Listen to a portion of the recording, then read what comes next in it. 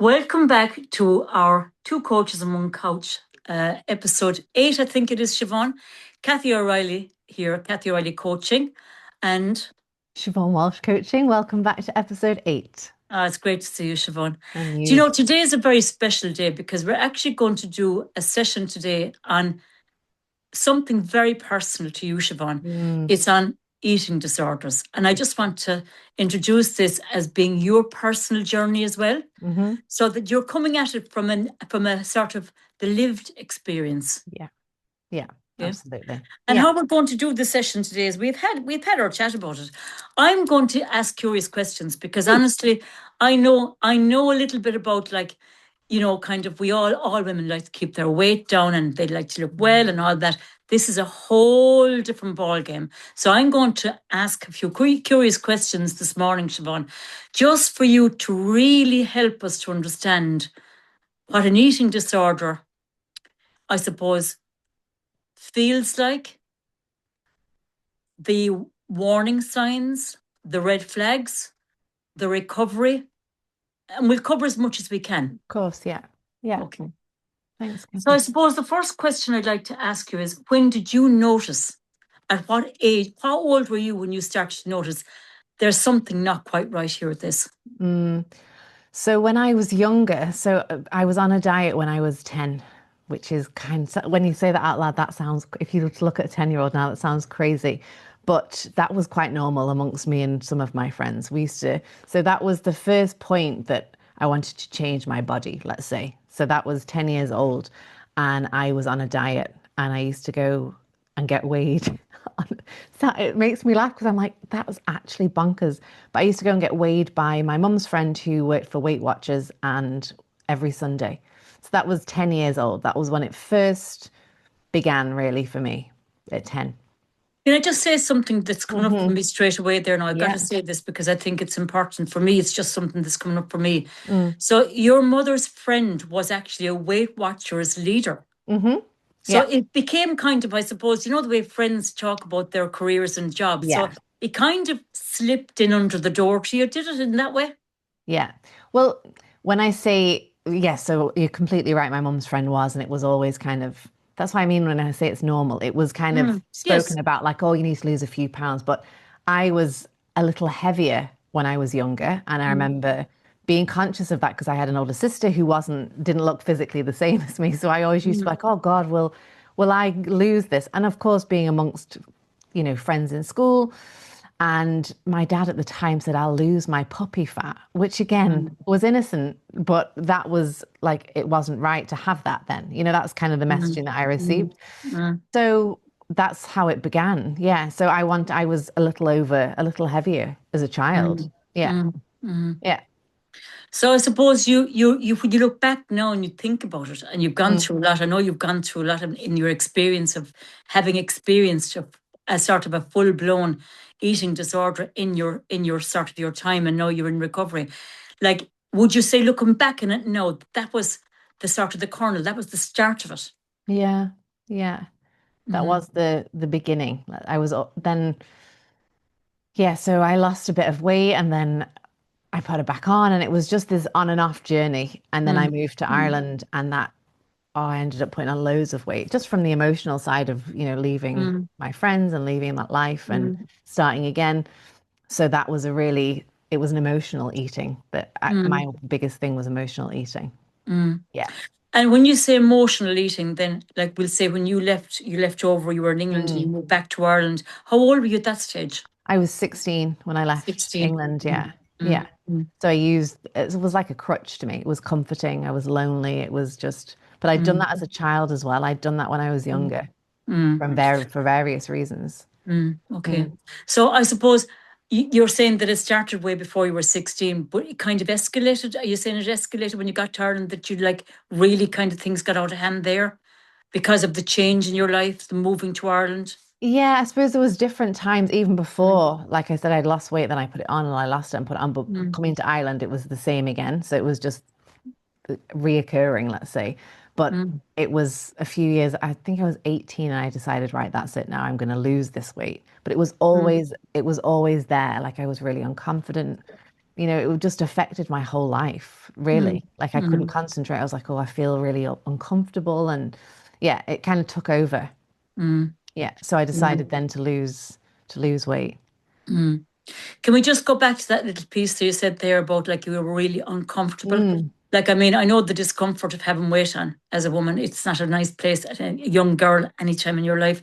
mm. But did it affect your self-esteem? How did you feel? Yeah, Absolutely. yeah, Yeah, yeah. my self-worth, my self-esteem. When you're younger and everyone's like Mm, kissing boys for the first time, like it really played on my mind all of the time. Yeah. yeah, yeah. But you wouldn't have known it 'cause I was always quite a bubbly, Mm, it was all internal.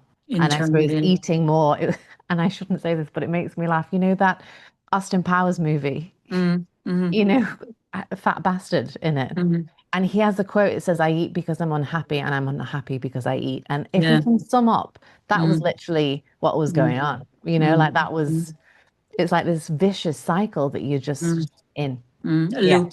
It's the A loop, loop. isn't it? It's the loop. Yeah. Yeah. Yeah. And Yeah. does the loop get to a point where it's everything then? What do you That it's mean? just like, we'll say, that I eat because I'm unhappy and I'm unhappy because I eat. So does the whole eating part of it then become everything?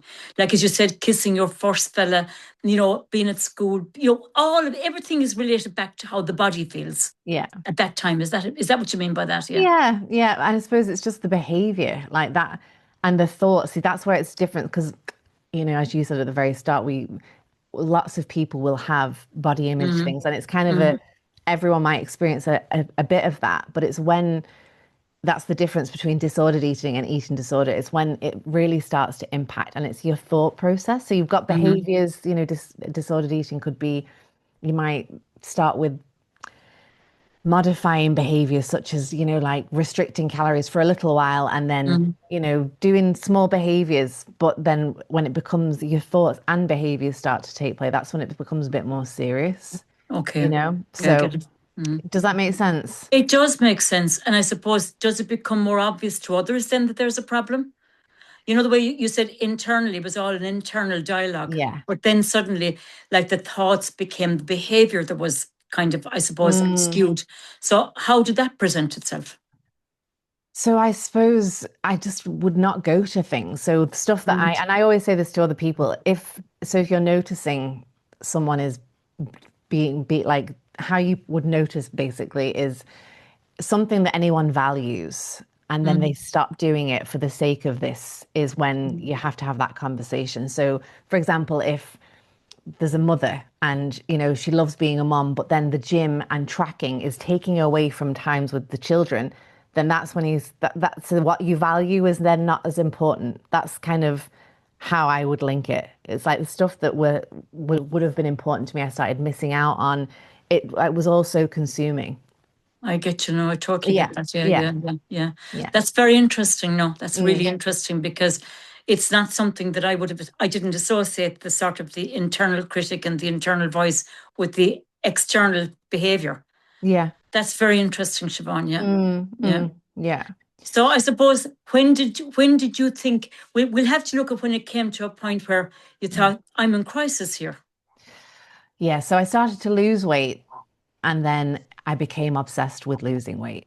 Be Mm, basic over a number of years. This wasn't just over a few months. This was over about 5 years. So I started losing mm. weight again when I was 18 after being on and off and on and off. And then I lost 5 stone Wow. quite Mm, sensibly. Like I was walking home from school. I didn't have a gym or anything like that. mm, I was eating better and I felt great, but then I started getting lots of attention in terms, not attention, but like people were noticing and it felt great. And I was like, yeah, I can do this, and that drove me then. And then that same fear of going back. So it was like these two forces. It was like I loved the attention. I loved feeling better about myself and other people seeing that. But then also this fear of ever going back to how I was. So it went to the other extreme then, and I became really unwell because I was too thin. So I've had these these mm, these swinging mm, spectrum of, and it mm, was when it became the crisis of the too thin was in my mid 20s, early to mid mm, 20s. Yeah, mm. yeah, yeah. Well, I suppose the too thin part of you was really obvious to everybody else as well, though. See, this is another danger of the Mm, eating disorder. mm, People don't have to look a certain way to have an eating disorder. And this is mm, really important because people associate, like what you said there, that I would have looked very thin. I did look thin, yeah, but there's people who would look completely different and not have an eating mm, disorder. Some people are naturally quite thin, some mm, people are mm, heavier and still have severe fatal eating disorder as well. But yeah, I mm, was thinner for sure. And I was, definitely, there was definitely a question mark over how I looked, let's say. mm. Yeah. If you'd have known me, especially, you know, Of course, of mm, course. yeah. Somebody that saw you all the time might have lifted sort of, yeah, I get it, I totally get that. So I suppose supports then around that. Like, I mean, we'll say your parents, your family, would they have Hmm. been concerned at that time? They were all really concerned. Yeah, they were Mm, concerned. It's a hard one to kind of pinpoint because mm, I'd been heavier. So losing weight, it was kind of normal, but they also saw that I was becoming obsessive with it, oh, and then mm, restricting my food, cutting down on things. Like it consumed my whole life. It mm. consumed me. So like it was a worry for definitely Mm. for my family. Yeah. Yeah. And can I ask you, just there, we'll say you were saying restricted calories and, you know, being quite obsessive about it. Mm. Did you exercise at that time as well? Yeah. Yeah. Yeah, So I would be in the gym. If I didn't go to the gym, then that would be an issue. yeah, okay. I'd feel this internal guilt and then those negative, like I call it the eating disorder voice, this negative, like you failed again, you're not good enough, you can't stick at anything. Like I call it the fucker. It's Yeah, such yeah. a nasty, and that will take over. And this is the thing with an eating disorder. It's like anything that's important in your life, the eating disorder voice is the most important. That sounds mental when I say that, Yeah. but like Mm, it takes everything that's important and this mm, becomes the most important thing. Yeah. mm. But Yeah. they were concerned, yeah. I suppose that's the obsessive thinking part, Mm. isn't it? Yeah, You know, yeah. that word obsessive comes in there as Mm. well. You Yeah, know, that you couldn't detach from it then. yeah. You're saying that you felt you just couldn't detach from that voice. Yeah, it's constantly there. And that's why working Mm, then separating and the recovery side of it is yes. so important. And it takes, someone asked me once, how long does it take to recover? It's Yeah. a daily practice and nobody is the same. Like, Yeah. there's no Yeah. end goal, let's say. It's not like you Mm, do something for 30 days and you change. mm, It can take years. It took me years. And mm, it's still a daily practice that I have to really check in with so many elements every day, Yeah, I get it. and I'm very Uh, honest about that. and that's very, very good of you to be honest, because people don't realize, they think, actually, she's grand now. There's nothing wrong Yeah, with her. And it's yeah, not like that. Any yeah, mental illness really yeah, takes focus all the time, doesn't it? yeah. It takes constant reminding yourself that, like, you know, for most people that you and I would work with as regard to having setbacks, like Mm, their sleep, their exercise, their diet, all of those things are the four pillars that keep them from yeah. being in a place of depression, anxiety, or Mm. setting themselves back into that place. But this is a whole different ballgame, an eating disorder, and it's rampant now, isn't it? It's so, yeah. I mean, it's a huge topic, and Huge. again, the information and education around it isn't Mm, as because there's so much social media, there's so much mm, influence around, and there always has been. Like, let's be honest about it. There's all even when I was younger, it was in magazines, mm, it was TV, it was, being thin is the best way to be. That mm, was the mm, messaging, and mm, mm, it's on the rise. It really mm, is on the rise. mm. Yeah. Yeah. I don't know which actress it was that said never, never rich enough and never thin enough. Isn't it an awful expression? Like, I think it was like, I can't remember some of them anyway, Yeah. back in the day, and that was a long time ago. Never rich enough and never thin enough. Isn't it awful? Yeah. Yeah. And it's a message that it's kind of given to women overall. Yeah, yeah, it really is. And like the association with losing weight is healthy. Like Mm, that's just not the truth. There's so many illnesses that you can have that you don't want to lose weight and you're losing weight and you're not healthy. So mm, it's the way that we're, presented with information about stuff that's healthy and acceptable. And it's damaging. It's really damaging, mm, especially for young people who don't have the ability to understand things as well. It's mm, different when you're an adult. And also to say that eating disorders can become a problem at any age. Mm-hmm. Predominantly in, puberty years is when they can start manifesting, but that's not to say a mother who's just had a child can start on a diet and it can still lead that way. So just to put that out there as well, that there's no one age. The majority, let's say, would be between 12 and 25. Yeah. But then I've Mm-hmm. seen someone as young as 9. I suppose, yeah, there's always a sort of, I suppose, because of just being the sort of the uneducated kind of view on it, that Mm. we just presume that like it's puberty is when it sort of most hits, isn't it? Isn't there something associated to puberty, to a girl going from the I'd child body say, into the yeah. woman body? Yeah, yeah. So as women, before you start your menstruation, Mm-hmm. you naturally gain a little bit of fat around your stomach, around, Okay. around the area. And that is the body adjusting to becoming, to having a cycle. But most girls around that age will think, oh God, I'm getting fat. Actually, that dissipates after a few months when the body starts to, regulate itself with the new change. But that is a really pinnacle point when that starts to happen because they naturally put on, it's not even, it's just a tiny little pouch around the stomach for a few, it can only last for a few months, but it will go.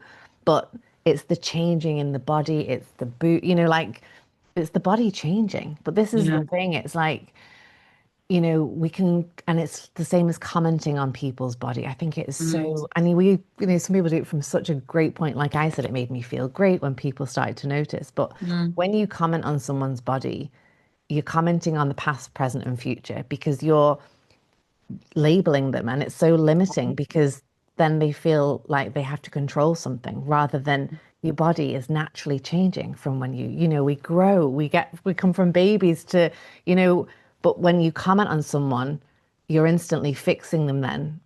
Do you know what I mean? So I understand what you mean. Yeah. you're Yeah. like saying, "Oh, you look great." So they're if they put on a bit of weight, they don't look great, or if they, it's. Mm-hmm. So I always say, try not to comment on anyone's physique or body, or you can say you look amazing. That could mean your hair, it could mean your eyes, it could mean your outfit, but just to put that out there, especially for Mm-hmm. some, because you don't know what's going on with people. People didn't know what was going on with me, Yeah. and those comments can really, really affect someone. Absolutely, Yeah. yeah. And it's male as well, isn't it, Siobhan? Yeah. Males as well. Like, I mean, we just automatically presume like that, but it's very much a thing that can happen to young boys. Well, Absolutely. It's not as prevalent, yeah. let's say, but it's definitely very, very high with men as well. But it presents very differently with men.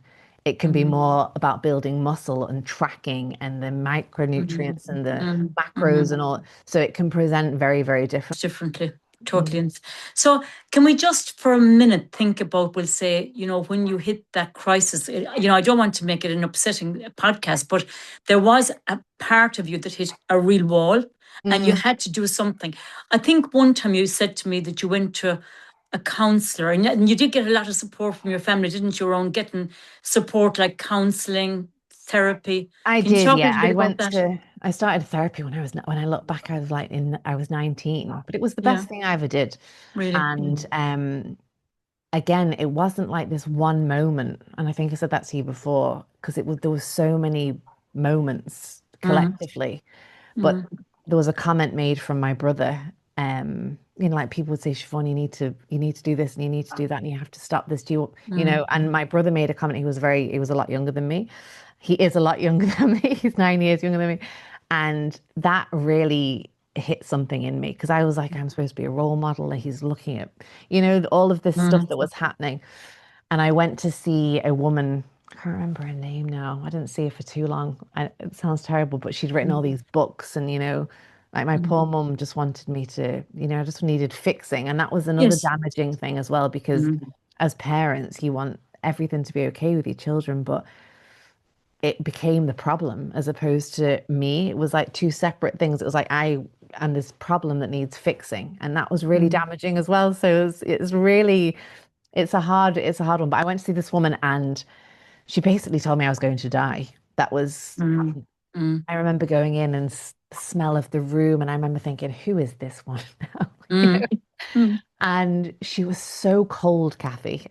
Yeah. And I just did not, it's really important when you're working with anyone, as you know, it's that this relational thing, and Mm, even though I didn't like what I was presented with, she said something that really stuck with me, Mm, So mm, yeah, that was the part then that I was like, okay, I really don't want mm, to die. And but the fear was so strong of putting on weight and going back to mm, how I used to feel. And mm, that is the recovery then of, mm, getting more help and, mm, speaking with I mm. didn't go into treatment for mine. I didn't have treatment. I worked intensively with a psychologist, psychiatrist. Yeah. Brilliant. Yeah. Isn't it funny how you mentioned that though? Isn't it funny how your life can change? Now it doesn't, it's not as if it sort of flips over like a pancake, but it just changes. That moment changed something in you. When she said, Mm, you're going to die. If you yeah. keep, you're going to die. So Yeah. like it flipped, something happened there. Now there was a lot of work you did afterwards, but like that changed something in you. It did, yeah, it did. But I'd heard, like, I'd obviously heard that that can happen, but it was Mm, something, it was collectively of mm, trying and like I wanted to change as well. That was the thing. I didn't want, mm, like, I was missing out when yeah, I missed out on so much. It yeah, literally kept me imprisoned. Like, I yeah. missed weddings, I would cancel work. It took over so Mm, much of my life. Yeah. mm. Yeah. But I think you said something there that's very interesting too, and it's important to mention again, like, is that you wanted to be well. Yeah. As And I whatever mean, way for that people, looked. Yeah. isn't that important though in recovery that you Yeah. wanted to be well Yeah. in recovery, like that there was a part of you that felt I want to be well, Yeah. Yeah. you know? Yeah. And that was just the beginning then. Like people think, Mm, oh, once you've that was just the beginning of the thought process of the thinking, my behaviors. It was a long road. Yeah. A mm, long road. Yeah. long road. Yeah. And I suppose we're coming to the end of our podcast. We're coming to the end of our time, Siobhan. So if I was to sit opposite you and said, right, my kid is now Mm, 12 years old, and I'm a bit concerned because we're inclined to be a bigger family and, she's inclined to have a bit of weight on. And I don't want to make a fuss about it, but she's starting to get funny about her weight and I'm worried mm. about that. What would you say to me as a parent? If you were conscious that the child was eating too much, is that what you mean? Or putting on?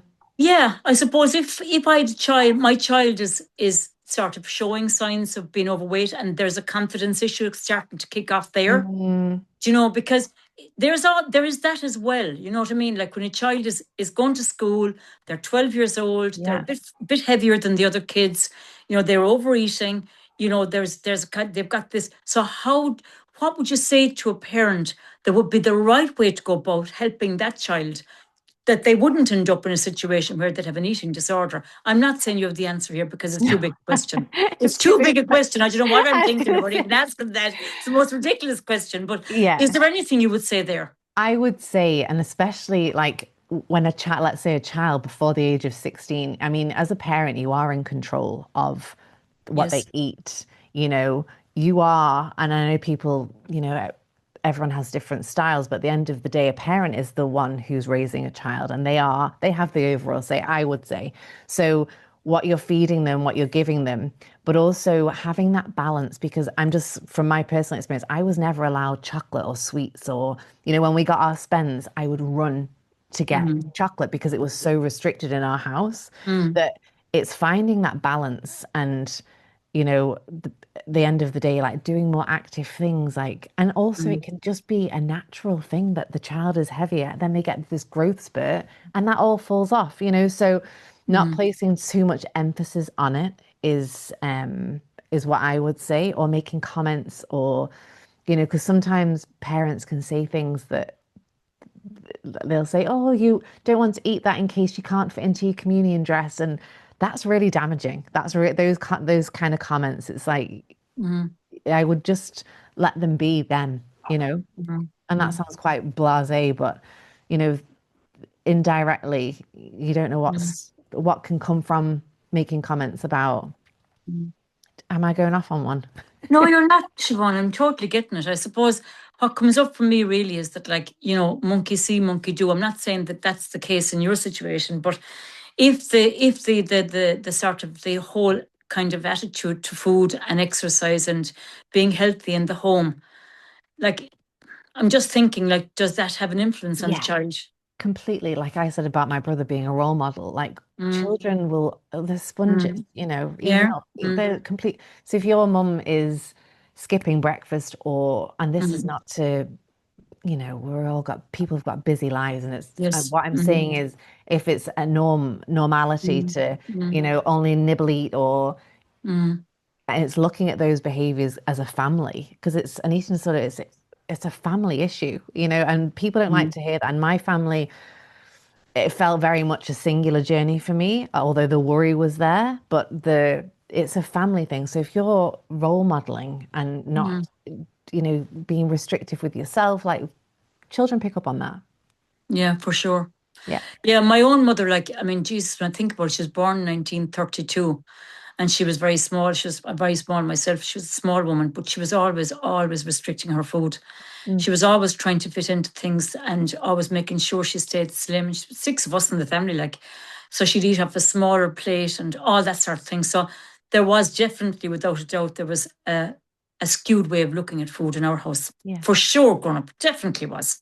Yeah. And then, like, when she'd feed us, we'd like be given massive amounts of food. Do you know what I mean? Mm. It's like, and then that time I said, so I'm not going to go off on one, but I think I get it, Yeah. that, like, if in modern days we're so much more educated around food as well now. Yeah. Do we're educated around food and eating well and eating sort of more, I suppose, more strategically. Yeah. Maybe that's I probably that's a bad word now again, isn't it there? I don't know You though, know? Kathy. I think that like I look at my granny and granddad, like they Mm, literally, like my granddad lived till he was 95 and he mm, ate meat, veg, and spuds. And mm. whereas I think the industry now, it's like so they've overcomplicate everything, and then it's Yes. the enemy food. You don't have it's just marketing business bullshit. I'm sorry, I'm just gonna say it. No, yeah, Whereas go on. there was a lot to Absolutely. be said for the older ways of eating, in my opinion. That's just totally my opinion. Yeah, you're right though, Siobhan. I mean, you're So 100%. much more. Yeah. So much It was more. There was simple, it was no good, additives, no nutritious. Yeah. colorants, no nothing. They just said, as you said, meat and three veggies. Like, it's almost seen as kind of like what they call bog food eating now, Yeah. isn't it? Yeah. This is the new trend. Like, it's a way of trendy eating. But really, there's nothing wrong with having a bog food diet. Do you There's know what I nothing mean? wrong with it. Nothing at all wrong with it.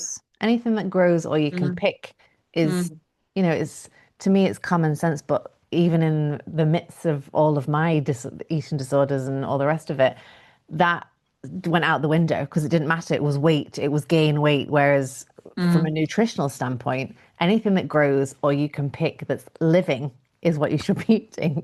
Yes, We're wonderful. alive, we're human, we need to fuel that, not all of this processed stuff. And I'm not a nutritionist, I don't claim to But be, do but you know what? I mean, look, at the end of the day, you want to be deaf and blind not to see that at what you're looking at on the shelves. yeah, You just have to walk past them and go, God help us all, like, and just totally avoid that yeah. when And you're don't going get out. me wrong, I am partial to, oh, I love a sweet treat, so I love Yeah, ice cream yeah. and all of the stuff, but it's everything in moderation, everything in Mm, balance. everything in Yeah. moderation for sure. Yeah, Because a little of everything is good. just, yeah. And Mm, knowing yourself and, mm. yeah, what responds well to your body and what doesn't. I That's mean, true. That's someone true. can have the healthiest dinner, like Mm, stuff can repeat on them, stuff can make them, that's right. so everyone's different. If you've got a body that's acidic, for example, your body is telling you don't eat that, but like somebody's also told you that's very healthy, eat it. And Mm. you're not even listening to what your body's telling you. You're listening to what they've told you. I Mm. know from my experience now, things like Yeah, certain things I would find I get acidity after it. So I yeah, can't eat that food. And I know I can't. yeah, So, I suppose your body does tell you really everything you need to know, doesn't it? absolutely. Yeah, Mm, completely. I'm the same. Like if I have, and I love garlic and I love onions, but mm, they have to be cooked for me. If I had raw mm. onion now, Christ, it would be repeating on me for days. I know. So it's just knowing, yeah, Mm, knowing yourself as well. Yeah. mm. I think we've done well now today. How do I you think feel? we How are you I don't feeling know. I now, as feel they like it say? was how are you feeling now? I How don't are know you if feeling I've been now? of any help at all, but that was a part of my I think it's experience. been fantastic help, even for me to understand. Like, there are so many parts to this that you could delve deeper Well, I was into. going to say, I think I that know. was just I a hear bit you of on that. my journey, whereas I Mm, think it would be mm. great to do, the different Further, types and signs and mm, symptoms and how to spot them and, the implications that they can bring. Whereas I've spoken briefly about my Mm, experience of it. So mm, I mm. hope it is somewhat helpful. Do you Yeah. know what I think has come up for me? And I'm going to share this with you. Go on, You share it know, with me, I'm Kathy. going to share this with you now. I mean, we've done a nice few podcasts together, and you work with people. You're a Mm, coach, but you're also a trauma informed coach, which is mm. different again from what I do because I'm personal development. Yours is trauma informed, and like really, what's come up today is your honesty. You're honest. You're being very honest about your own experience, and that is enough for us to hear today. That Yeah. there's no shame in this No. and that you're No. putting your hand up and saying, look, I've been there. I know this Yeah. journey. And that for now is enough for us to hear that Yeah. you've been honest and that there's no shame in saying it's a mental illness. It's a dangerous mental illness. It's one of the ones you mentioned earlier on, actually, before we started the podcast, that Yes. it's one of the, isn't it? Anorexia nervosa is the most fatal mental illness that there Yeah. is for Yeah. two factors, for the medical and the suicidal ideation. I can never say that. Ideation. Suicidal ideation. Yeah. Yeah. Yeah. Yeah. So, and completed suicide. So Yeah. it's the most Yeah. fatal. And Yeah. yeah, yeah, So I think that it's just to not to finish but I suppose it's just to finish up by saying that there's more to be seen and heard in this from you.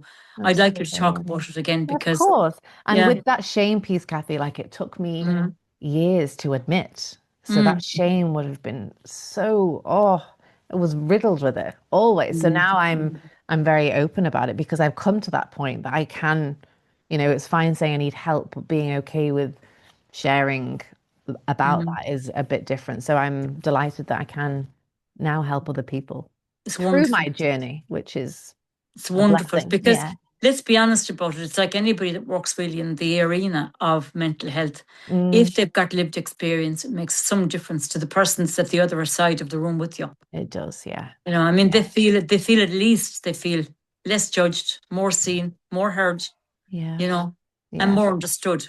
Absolutely. Both is very important because you've got different viewpoints of it as well. And, it does make a huge difference. And that's the Huge. person that I went to see had lived experience and she was also professional. So it makes a difference because it's an understanding. Like you said, it's Mm, someone who really understands the feelings that come with it. Even though we're all different, the feelings can present the very same.